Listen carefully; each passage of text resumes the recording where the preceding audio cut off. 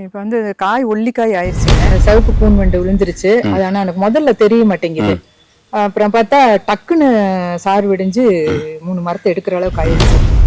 இடி விழுந்துருச்சுங்கிறாரு, ஒரு மரம் வண்டு விழுந்துருச்சுங்கிறாரு. இந்த சோப்பு கூன் வந்துட்டு காண்டாமிருக வண்டு பிடிக்கிறதுக்கு லூர், அதாவது இனக்கவர்ச்சி பொறின்னு சொல்லுவாங்க தமிழ்ல. அது நல்லதும் செய்யும், கெடுதலும் செய்யும். திருமதி நிர்மலா நல்லுச்சாமி மேடம் அவர்கள் நம்முடைய பசுமை பூமியை இன்னை தோட்டத்துக்கு வரவழைச்சிருக்கிறோம். அனைவரும் சார்பாக ஃபர்ஸ்ட் மேடத்துக்கு காலை வணக்கத்தை உரித்தாக்கி, நீங்க என்னென்ன தேவைகளுக்காக நம்ம பசுமை பூமியை வர? இப்ப வந்து காய் ஒல்லிக்காய் ஆயிடுச்சுங்க. இல்லைங்க, நல்லா காய்ச்சிட்டு இருந்தது. கொஞ்சம் தண்ணி ப்ராப்பரா இல்லைன்னு நினைக்கிறேங்க. ஒண்ணுக்கு போகுது, ஒண்ணுக்கு போகலன்னு நினைக்கிறேன். தென்னை மரம் நீங்க வச்சதா மேடம்? இல்லைங்க, தாத்தா காலத்திலேயே வச்சு. நாங்க வச்சது ஒரு 80-100 மரம் இருக்குங்க. அது எத்தனை வருஷம் ஆகுது மேடம்? அது 5 வருஷம் ஆகுதுங்க. புதுசா போட்ட 4-5 வருஷத்துல மரத்துல வந்து சிவப்பு கூன் வண்டு விழுந்துருச்சு. அது ஆனா எனக்கு முதல்ல தெரிய மாட்டேங்குது. அப்புறம் பார்த்தா டக்குன்னு சாறு விடிஞ்சு 3 மரத்தை எடுக்கிற அளவுக்கு ஆயிடுச்சு. சரி, அடுத்த மரம் 2 மரம் ஏதோ குருத்து வந்து காஞ்சிருக்கு. அது அவரு மரமேறி என்ன சொல்றாருன்னா, இடி விழுந்துருச்சுங்கிறாரு, ஒரு மரம் வண்டு விழுந்துருச்சுங்கிறாரு.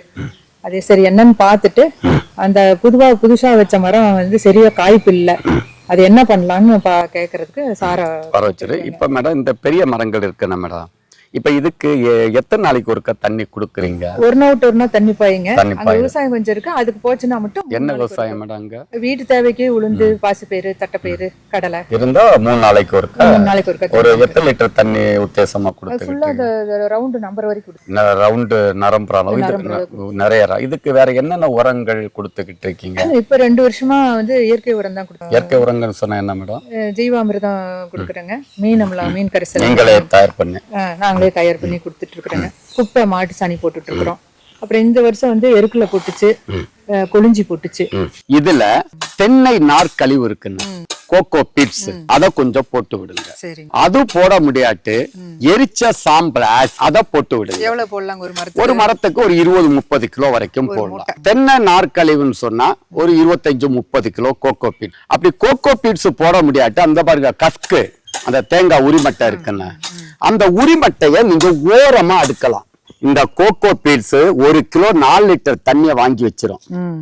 வாங்கி வச்சு குளிர்ச்சியை கொடுக்கும் போது இந்த வேர்கள் எல்லாம் இங்க வந்துடும். அப்ப ஈரம் காயாது. இன்னும் இத ஈரம் காயாம இருக்கிறதுக்கு இத சுத்தி 6-7 வாழைக்கட்டைய நட்டு விடுங்க. அப்ப நீங்க இன்னைக்கு விடுற தண்ணி 15 நாளைக்கு ஈரம் இருந்துகிட்டு வாழை கொடை பிடிச்சா சூரிய ஒளி தரையில படாது. சூரிய ஒளி தரையில படாட்டு மண்ணில இருக்கிற ஈரம் காயாது. அப்ப தென்னை மரம் வந்து ஒரு குறும்ப கூட உதிராது. அடுத்து கோடையில உழவு கொடுக்க கூடாது. இது வந்து 100க்கு 100 இந்த மரம் இறந்துருச்சு. இது வந்து மின்னல் தாக்கியோ இடி தாக்கியோ இந்த மரம் படல. இது வந்து சிகப்பு கூன் வண்டு கோருங்க அடிச்சிருக்கு. வெளியில எடுத்து போட்டு கொளுத்திக்கிட்டு வேற கண்ணு போட்டுருங்க. இது பரவும். மற்ற மரங்களுக்கு இது பரவாம இருக்குன்னு சொன்னா எல்லாத்துக்கும் வேர் வழியா 10 ml பிரீஸ்னு ஒரு மருந்து இருக்கு. 10 ml தண்ணியை கலந்து வேறு வழியா கட்டிருங்க. சீவுட்டு கட்டுறதுங்களா? ஆமா, இது கண்டிப்பாக நீங்க தோட்டத்துல விட்டியல் சொல்லலாம். எல்லா மரங்களுக்கு இது பரவ வாய்ப்பு இருக்கும். இது உடனடியே இன்னைக்கோ நாளைக்கோ அப்புறப்படுத்து. இந்த சோப்பு கூன் வந்துட்டு காண்டாமிருக வண்டு பிடிக்கிறதுக்கு லூர், அதாவது இனக்கவர்ச்சி பொறின்னு சொல்லுவாங்க தமிழ்ல. அது நல்லதும் செய்யும், கெடுதலும் செய்யும். அந்த லூர் வாசனைக்கு பக்கத்துல இருக்கிற வண்டுகள் எல்லாம் உங்க தோட்டத்துக்கு வரவும் வாய்ப்பு இருக்கு. பக்கத்துல வர வண்டுகள் எல்லாமே ஒரு சிலது வாளியில விழுந்து செத்து போகும், ஒரு சிலது மரங்கள்லயும் போய் முட்டை போட்டு ஆரம்பிச்சிடும். அப்ப நீங்க என்ன செஞ்சோம்னா வேலி ஓரம் கட்டலாம். உள்ள கட்டவே கூடும். அதை 3 மாதத்துக்கு ஒருக்கா உள்ள கட்டும் போதே பழுத்த பழங்கள், அன்னாசி பழம், வாழைப்பழம், புளிச்ச கஞ்சி, பர்மெண்டேஷன் நிறைய பணம் குருத்து, தேங்காய் இளநீர் இதெல்லாம் போட்டேன்னா வண்டு விழும். அதை விடவும் நல்லா கட்டுப்படுத்தன்னு சொன்னா வருஷத்துக்கு ஒரு தடவை மரத்தை களை எடுத்து மட்டை இடுக்குகளை அங்குசம் போட்டா 6 மாதத்துக்கு ஒருக்க 1 கிலோ போட்டா வரவே வராது. 100க்கு 100 வரும். அப்படி இல்லாட்டு வேர் வழியா மோனோகுரட்டா பாஸ்ன்னு ஒரு மருந்து இருக்கு, 10 ml. அதோட 10 ml தண்ணியை கலந்து கட்டுங்க. இளநீ 45 நாளைக்கு புடுங்க கூடாது. இளநியும் புடுங்குறோம், பூச்சியும் சாகணும் சொன்னா பிரீஸ் பியூர் ஆர்கானிக் அந்த மருந்த 10 ml 10 ml 20 ml தண்ணி கலந்து வேர்வழியை கட்டிட்டேன்னா எல்லையும் புடுங்கலாம். மின்னல் அதிகமா தாக்குறது தென்னை மரம் தான், வேற எந்த பயிர்களையும் தாக்காது. இந்த மின்னல் இந்த இடியிலிருந்து நீங்க தோப்பையும் நம்மளையும் பாதுகாக்கிறதுக்கு வேலி ஓரம் செம்மரம் நடுங்க. ரெட் சாண்டல் வுட்னு சொல்லுவாங்க. இந்த ரெட் சாண்டல் வுட் என்ன செய்யும், கதிர்வீச்சுகளை தாங்குற தன்மை அதுக்கு உண்டு. உட்டாவும் பயன்படும். முடிஞ்ச அளவு நாற்றங்களா இருந்தா நீங்க 30 வருஷம் மரம், இதான 40 வருஷம் மரம், அந்த 40 வருஷம் மரத்திலிருந்து விதைக்காயை எடுத்து தேர்வு செய்து நட்டா இந்த பிரச்சனை வராது. எஸ் டைப்ல வாரது ஒட்டு ரகங்கள் வளைஞ்சு வரும்.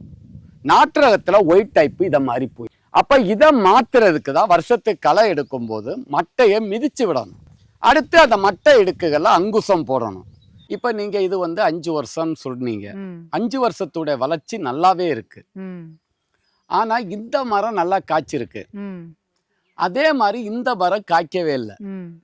என்ன காரணம் சொன்னா மேடம், இது கண்ணுனுடைய கோளாறு. பொதுவா தென்னை மரத்துல 2 டைப் இருக்கு மேடம். ஒண்ணு மட்டை நேரா போகும், அது ஒய் டைப்னு சொல்லுவோம், இங்கிலீஷ் எழுத்துல ஒய். இது பாருங்க மட்டை இங்க பாருங்க எஸ் டைப்ல வரும். நல்லா புரியுது மேடம். அப்ப அந்த ஒய் டைப்ல வர மரம் பெருசா காய்க்காது. எஸ் டைப்ல இருக்கிற மரம் நல்லா காய்க்கும். அப்ப இந்த மரத்தை நம்ம இனி காய்க்க வைக்க முடியுமான்னு கேட்டா ரொம்ப காய்க்காது, ஓரளவு காய்க்கும்.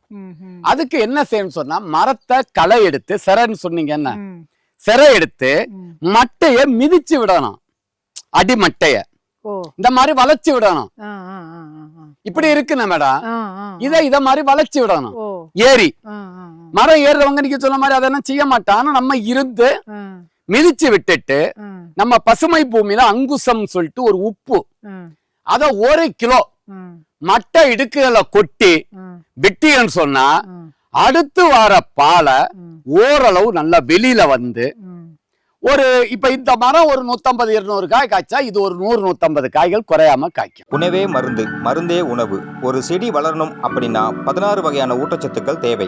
அவை என்னவென்றால் நுண்ணூட்டச்சத்துக்கள், பேரூட்டச்சத்துக்கள், கனிம ஊட்டச்சத்துக்கள், வளர்ச்சி ஊக்கிகள் போன்றவை ஆகும். இவை எல்லாம் உள்ளடக்கியதே நமது பசுமை பூமியின் கற்பக ஆர்கானிக் கலப்பு உரம். இதில் எலும்பு மச்சை, மீன் உரம், வேப்பம் புண்ணாக்கு, கடலை புண்ணாக்கு, கடல் பாசி, humic acid, fulvic acid, bio potash, கோடியேறு, அக்ரிலைம், ஆமணக்கு புண்ணாக்கு, இயற்கை முறையில் பேரூட்டச்சத்துக்கள், 2ஆம் நிலை சத்துக்கள், பயிர் வளர்ச்சி ஊக்கிகள், அஸ்கார்பிக் ஆசிட், அமினோ அமிலம், தாதுப்புக்கள் போன்ற ஆர்கானிக் சத்துக்களை மட்டுமே உள்ளடக்கியது. இதை வாழை, ரப்பர், காப்பி, நெல்லி, தேயிலை, பூச்செடிகள், நிலக்கடலை, பாக்கு, காய்கறிகள், தென்னை, ஏலக்காய் போன்ற அனைத்து விதமான பயிர்களுக்கும் பயன்படுத்தலாம். இதை பயிர்களுக்கு பயன்படுத்தும் போது ஒரு ஏக்கருக்கு 50 to 100 கிலோ வரை பயன்படுத்தலாம். தென்னைக்கு ஒரு வருடத்திற்கு 5 கிலோவாக 4 தடவை பிரித்து கொடுக்க வேண்டும். இவ்வாறு பயன்படுத்தினால் ஆர்கானிக் உரமானது வேர் வளர்ச்சியை தூண்டி ஒளி சேர்க்கையை துரிதப்படுத்தி பயிர்களின் ஆரோக்கியத்தை காத்து பூச்சி நோய்களுக்கு எதிர்ப்பு சக்தியை அளிக்கிறது. தென்னையில் உள்ள அனைத்து பிரச்சனைகளையும் சரி செய்கிறது. வாங்கி பயன்படுத்துவீர், அதிக மகசூலை பெறுவீர்.